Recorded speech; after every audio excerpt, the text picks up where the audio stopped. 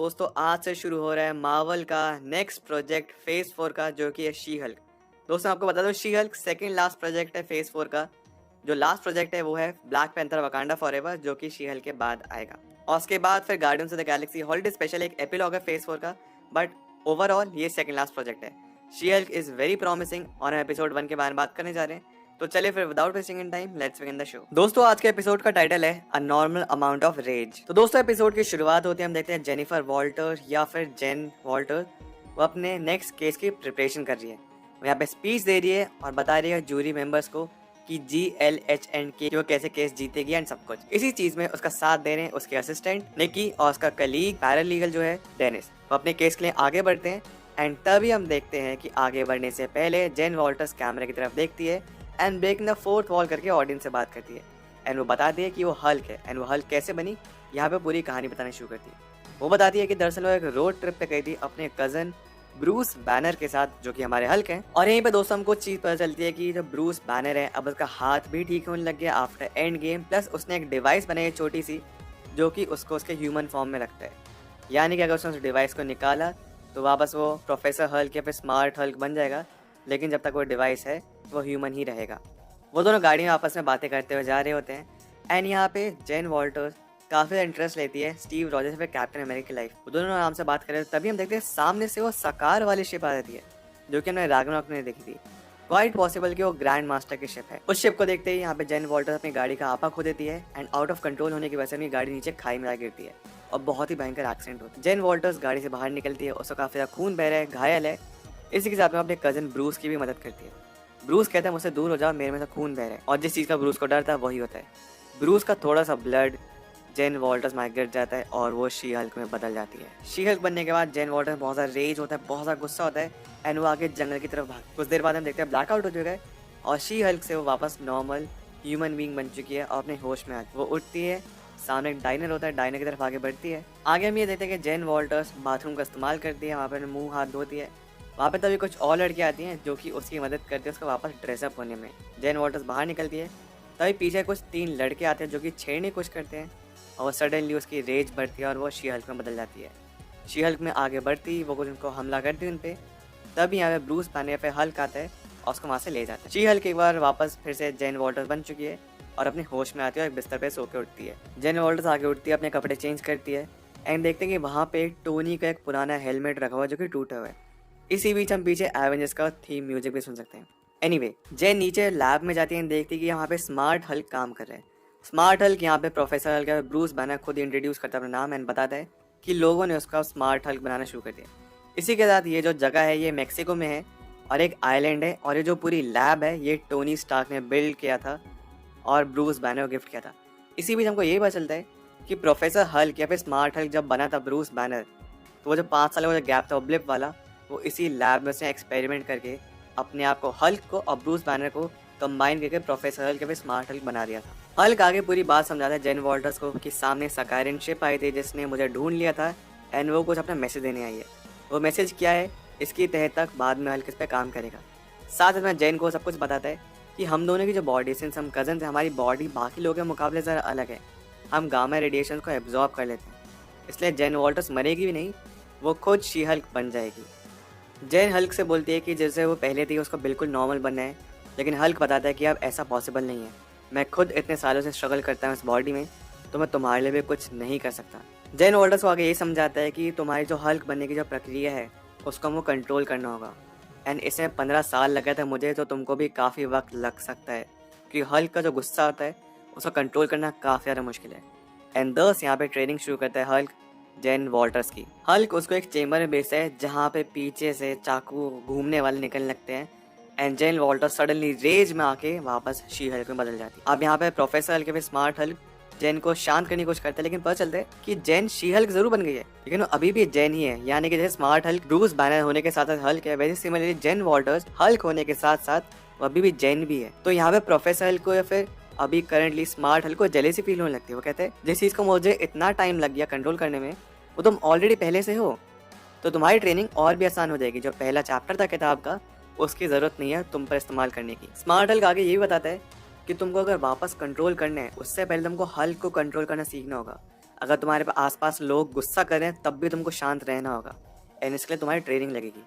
And finally she Hulk इस training को लेने के लिए तैयार होती है। ठीक है, वो तुम ट्रेन करो हल्क कैसे बनते हैं एंड कैसे कंट्रोल करना सब। हल्क यहाँ पे शी हल्क को डायलेक्टल बिहेवियर थेरेपी के बारे में बताते हैं एंड कहते हैं कि हम 2 पर्सनालिटीज़ को एक साथ कंट्रोल करना सीखेंगे और यहाँ पे हम कुछ योगा की भी मदद लेंगे। हल्क उसके अगले दिन फिर से ट्रेनिंग शुरू करता है। अब जब यहाँ पे जेन सो रही होती है तो पता चलता है कि शी हल्क जब भी सोती है तो वापस जेन बन जाती है एंड वो जेन को उठाने के लिए एयर हॉर्न का इस्तेमाल करता है। जैसी वो उठती है वो शी हल्क में बदल जाती है और उसका बिस्तर टूट जाता है।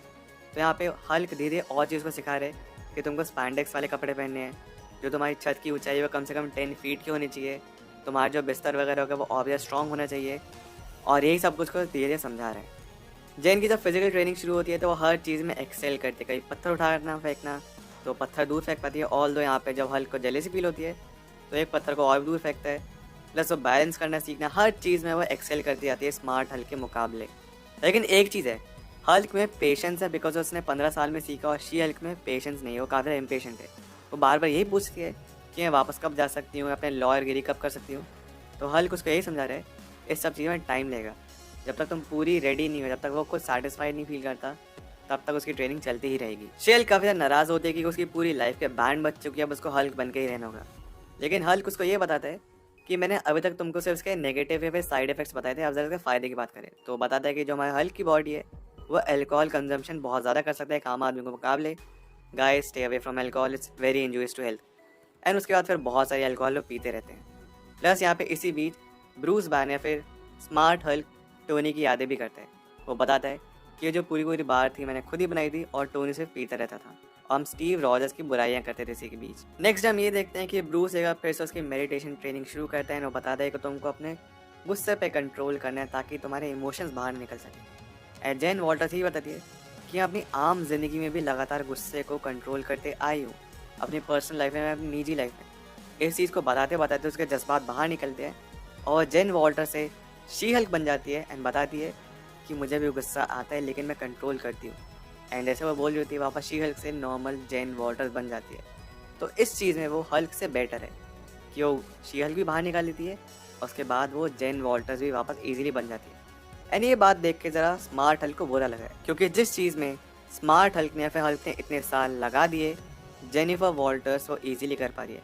क्वाइट पॉसिबल, क्योंकि यहाँ पे सिंस स्मार्ट हल्क का ब्लड भी बदल चुका था, उसने 2 पर्सनालिटीज़ को एक साथ कंबाइन कर लिया था, इसलिए यहाँ पे जेनिफर वॉल्टर्स को ज़रा फ़ायदा हो गया, उसको पुराने वाला हल्क नहीं बनना पड़ा, वो सीधा खुद भी काइंड ऑफ स्मार्ट हल्क ही बनी है। जेन वॉल्टर्स को बहुत ज़्यादा गुस्सा आता है एंड वो हल्क की जीप की तरफ बढ़ती है। कहती है मुझे यहाँ से निकलना है, बहुत ज़्यादा परेशान हो चुकी हूँ, मैं फ्रस्ट्रेटेड हूँ, मेरी खुद की एक लाइफ है और मैं तुम्हारी तरह ज़िंदगी नहीं जीना चाहती जहाँ पे खुद एक अपने आप को एक अबैंडन आइलैंड पे रहना पड़े।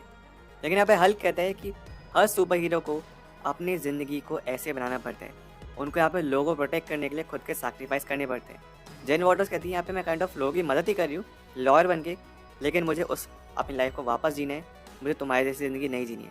वो बहुत ज़्यादा गुस्सा होती है और एनी हाउ यहाँ से निकलना चाहती है।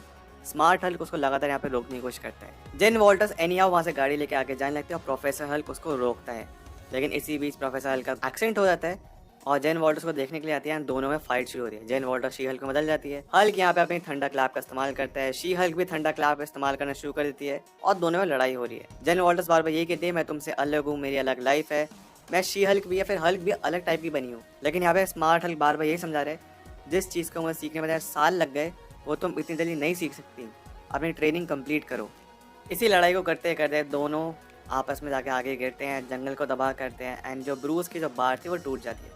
ब्रूस गुस्सा होता है, कहता है कि अब तुमको साथ मिलकर इस बार को ठीक करना पड़ेगा। वो बार को रिपेयर कर रहा था जहाँ पे रिपेयर चल रहा होता है। तो ब्रूस कहता है अगर तुम चाहते हो तुम वापस अपनी करियर को कंटिन्यू कर सकते हैं हम लॉयर वाला। एंड अगेन जेनिफर वॉल्टर्स कैमरे की तरफ देख के कहती है मैं जानती हूँ कि झूठ बोल रहे हैं। फिर हम आगे देखते हैं कि जेन वॉल्टर्स फाइनली वहाँ से निकल जाती है और Bruce banner kind of sad भी फील कर रहा है, क्योंकि उसके पास एक अच्छी कंपनी थी और उसको वापस अपनी अकेली वाली ज़िंदगी कंटिन्यू करनी होगी। जो यहाँ पे अब कहानी सुनाई थी जेन वॉल्टर्स वो यहाँ पे ख़त्म होती है। कहती है किसके बारे में अब आप लोग जानते हैं, निकी जानती है, मेरी फैमिली जानती है कि मैं हल्क हूँ और मैं दोबारा हल्क कभी नहीं बनने वाली, और वापस अपने केस को लड़ने के लिए आगे पहुँचती है। केस को लड़ने के अब केस जब चल रहा था तो फाइनल सेइंग की बारी आती है जेनिफर वॉल्टर्स की। वो आगे कुछ कहती तभी हम देखते हैं पीछे से हमला हो जाता है और हमला करती है टिटानिया और उसकी असिस्टेंट थी निक।